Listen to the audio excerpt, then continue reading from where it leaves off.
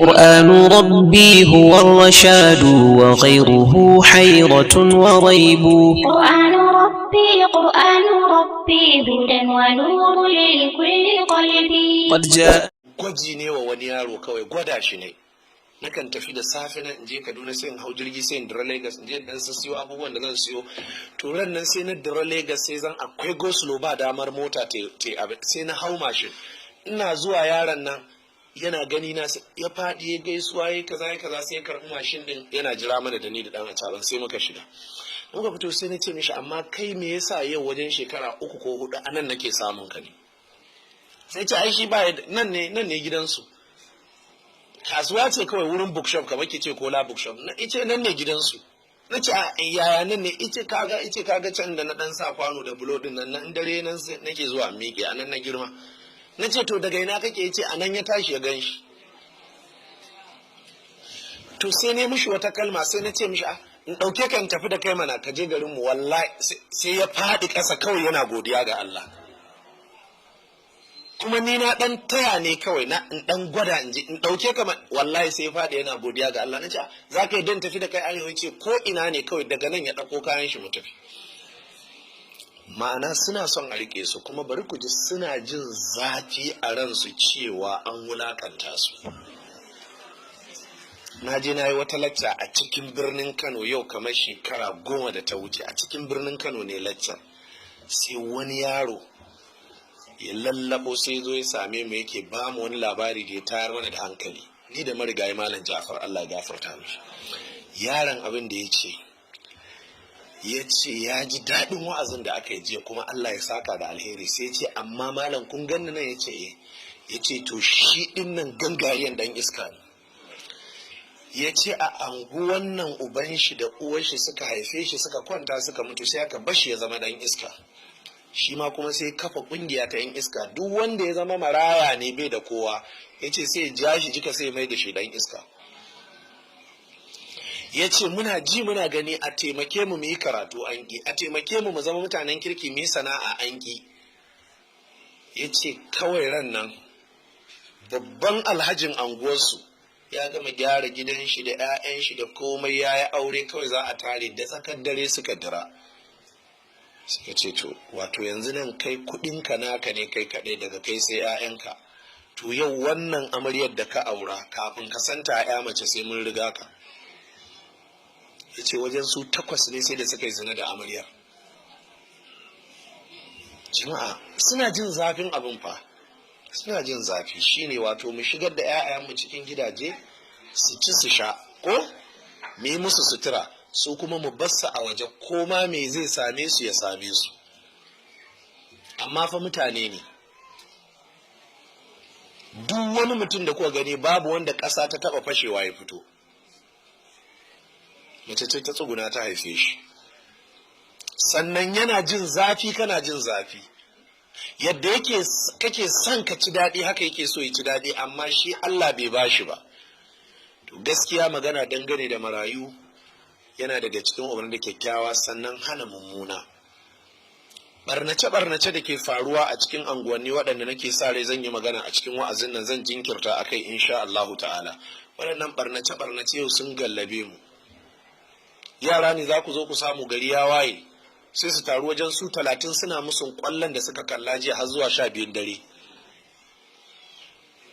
Ba sa sana'a amma kuma suna sa wando mai tsada suna sa shed mai tsada ga tabarau mai tsada ga takalmi mai tsada. Daga ina suke samun wannan kuɗin? Akuya ce da kike kiwo suke ɗauka, agwagwar wance ce, kazanwa ne, su ne abubuwan da suke ɗaukewa. Akwai wani dattijo sai aka zo mai ya wadata a gari sai na je na cewa inna lillahi wa inna ilaihi raji'una. Na ce a me yasa ya ce ina ai in mai yayi arha gari an shiga uku. Na ce me yasa ya ce ai waɗannan yaran da suke ɗan siyan mana da mai suna cin ribar 200-300 ɗin nan a wuni. To in aka ce mai yayi arha to sana'a su ta karye su ne suke dawowa da daddare su gallabe mu ai. Ya ce gwamma man yayi tsada mu koma muna siye a hannunsu su ban mu zauna lafiya suna da ɗan abinci. Ya ce amma idan mai yayi arha to ba za a samu a wurinsu ba. Kowa zai je gidan mai ya ce to in dare sai su dawo jikinmu. inna lillahi wa inna ilaihi raji'un. Allah ya kiyaye, Allah ya tsare. Wannan kenan. Sannan abu na biyu, a dawo da makarantu su ringa gudanuwa a bisa tsari na tarbiyya. Duk malamin da za a ɗauka jama'a, kun ga akwai ka'ida ta ɗaukan malamin makaranta. Wannan malami ko malamin islamiyya ne, ba wai wanda ya iya karatu ba, a yana da tarbiyya. Misali jama'a, a wani gari muka je aka min kokan wani malamin islamiyya, yana karantar da maza, yana karantar da mata, yana karantar da samari da 'yan mata, amma 'yan matan shi tara a cikin ɗaliban 'yan matan shi tara a cikin ɗaliban. Sai na ce amma ku da za ku ɗauke shi ba ku bincika ba, suka ce suna zaune ne ba su da malami, aka turo musu shi ya zo ya musu irin NYSC bautar ƙasa ɗin nan, yana ne yana karantarwa ya aka gano haka. A ran nan ne wani abokin mu ya je ainihin gidan wani abokin shi, sai ya samu ga wani yana taɗi da 'yar gidan wani, sai ce masha Allah, sai mishi magana, wani shi yake neman 'yar ka dama, sai ce shi yake neman ta, sai ce ai ni ma yana neman ƙanwan matata. To mutumin da bai da aiki yana neman 'yan mata biyu a lokaci guda? Wannan yasa sai suka zauna aka ce ai bincike, sai aka gano a cikin islamiyar kawai yana da 'yan mata guda 9. Wannan rubdugu har ina jama'a saboda Allah. To kun ga babu tarbiyya. Yanzu wannan koken muna da shi a mafiyancin makarantun islamiyya. Malamin islamiyya wani yana son wance, yana son wance, yana son wance. Sannan ana nan sai kuma ga wata sabuwar ɗaliba ita ma sai ce yana son ta. Wani lokacin sai ku ji ɗaliban suna faɗa a tsakaninsu. Saboda ita budurwar malam ce, akwai dokokin da ba za su yi aiki a kanta ba. Ita ma wannan budurwar malam ce, akwai dokokin da ba za su yi aiki a kanta ba. Sai ku ga barna ta faru. Lallai ne sai an dubi tarbiyya jama'a. Ba ilimi kawai ya iya karatun Qur'ani, ya iya tajwidi, ya iya kaza, yana da tarbiyya, domin amana za mu bashi. Allah maraukakin sarki ya taimake mu. Sannan gudanar da auratayya ko kuma tsarin auratayya a bisa tsarin Allah da annabawa tare da waiwaye, domin duban yadda magabata masu tarbiyya suka yi aure kuma suka aurar da 'ya'yansu da 'yan uwansu. Misali, annabi Ibrahim ya yi aure, haka ne ko ba haka ba? Haka ne. Kuma annabi Ibrahim ya ainihin yana da sirikai, wato ɗan shi Ismail. Sannan annabi Musa ya yi aure. Sannan annabi Muhammad sallallahu alaihi wasallama ya auri as-sayyida Khadija, ya kuma auri Aisha, sannan ya auri Ummu Salama. Sannan Abu Talha ya auri Ummu Sulaimin. Waɗannan dukkansu misalai ne kaɗai na so in buga mana don in ainihin yi mana magana dangane da gudanuwar aure a bisa tsarin al'ada da boko da aiki irin na, ko kuma tsari irin na turawa, ya saka mu a cikin matsala. Misali, ya ake neman aure a musulunci? Ina jin da yawa saboda al'ada ta rufe mu jama'a ba musamman yadda ake neman aure a musulunci ba. Shi yasa so da dama 'yan matan nan sai wani ya tare ta taɗi da ita ba a bisa tsari da musulunci ba. Samarin nan sai wani ya samu 'yar jama'a ya ta taɗi da ita ba a bisa tsari da musulunci ba. Wato tsarin farko dangane da aure ko kuma ainihin auratarwa shine ku dan saurara da kyau. Sanda duk kaga ya kana so, kafin kai mata maganar kana son ta, sai ka je ka sami ubanta ko waliyinta ko wanda take a hannun shi. That kaga ya wance kana so, zai yiwu a yi maka izini kai magana da ita, sai a yi maka izini. To aka yi maka izini ba zuwa za ku laɓe a wani lungu ba 11 dare. A'a, ba haka ake yi ba. Aka yi maka izini zuwa za ka yi gidan. Zaure ne za ku zo ku zauna da kai da ita da wanta ko da ubanta ko da uwarta, ko a falo ne. Za dai a zauna tare da wani muharrabinta. Ita kuma a wannan ranar shigar da za ta yi ba shiga ce irin wannan da kuke ta hijabi da niƙabi da safa hannu da safa kafa da bakin tabarau dukkin lulluɓa jikinki ba. A'a. A wannan ranar za ta yi ado ne ta fito irin yadda take adon sallah tana yawo a cikin gida ba tare da hijabi ba. Domin ta zo ne ta gan shi ma ya zo ya ganta ne. Shi ma kuma in ya tashi tafiya, ustazu ba tafiya zai irin yadda ustazai ba sa wanka baya goge riga ba. Kun san mafi yawancin ustazai ya kwana tahajjud, ya tashi da yawon bacci, kan shi bai taje shi ba, bai buroshin bakin shi ba, rigar shi duk ta yi sufurin, ba zai tafi haka ba fa. Yawwa, zuwa zai yi wanka ya gyara jiki ya yi guga ya canza riga ya goge nan ya share nan saboda zai je ne shi ma a gan shi, saboda ba zama ne za a irin na mala'iku ba. Mala'iku ya suke zama yusabbihuna al-laila wan nahara la yafturuna, ba zama za a yi ta tasbihi ba ko zama za a yi ana ibada kuma ana rayuwa. A ƙarƙashin haka za a so ya ganta, za a so ta gan shi a bisa surar shi na ɗan adam, a bisa surar ta ɗan adam. Idan ya ga ta yi mishi sai ya bayyana bayan an tashi cewa to ta yi mishi ita ma to shi kenan. Abu na biyu sai a ba su lokaci su zo su sake zama don su tattauna su daidaita su fahimci junansu. Zama na uku sai me sai aure.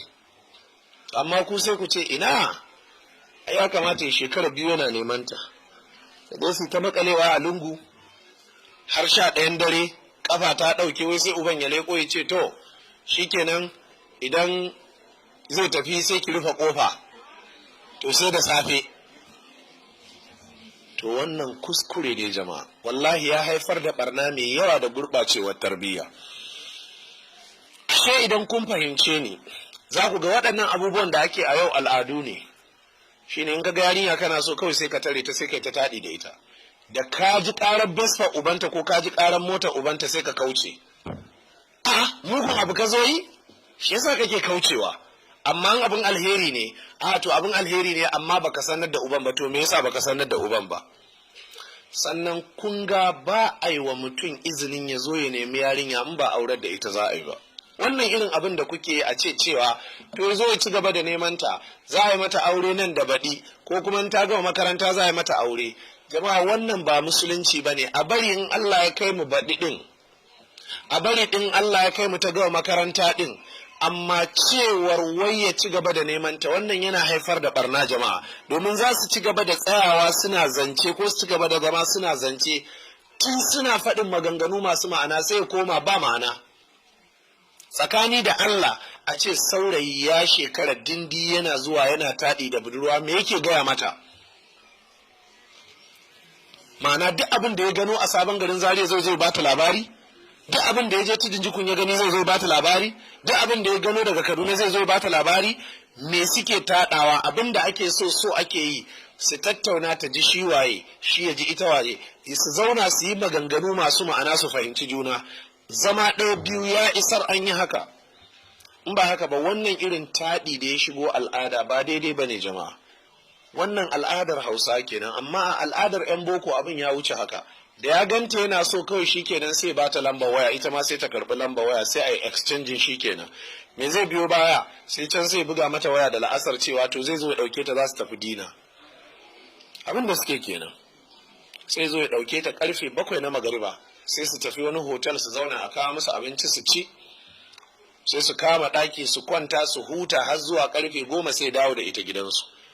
Shikenan sai a ci gaba. Abin da nake cewa tsakani da Allah ku gaya min yadda za a yi aure ya albarka in an yi, ku gaya min yadda za a haifi 'ya'ya masu mutunci a bisa haka. Ba za a samu ba. Wannan ya taimaka wajen gurɓacewar tarbiyya. Sannan in aka zo aure ku duba abubuwan da ake al'ada. Abin da muka sani a aure jama'a shine sadaki. Shi ko sadaki hadisi ya zo kyakkyawa a cikin littafin al-Mustadrak na al-Imam Abi Abdullah al-Hakim. Annabi ya ce albarka aure ta danganci sauƙin shi, don ba siyar da 'yar ake ba. Irin wannan sadaki da muka ji ana sawa yanzu 20,000, 30,000, 50,000, 100,000 gaskiya ya wuce tsari. Don matsalar ita ce za ku ce ne to ai ana so a sai mata gado da katifa. Ba da sai mata gado da katifa a cikin sadakinta ba yi mata adalci ba. Gado da katifa a wuyan mijinta ike. Na gado da ina za a aje gadon ba a ɗaki ba? To me yasa ba a ce kawo sadaki daidai da wanda za a sai mata ɗaki ba?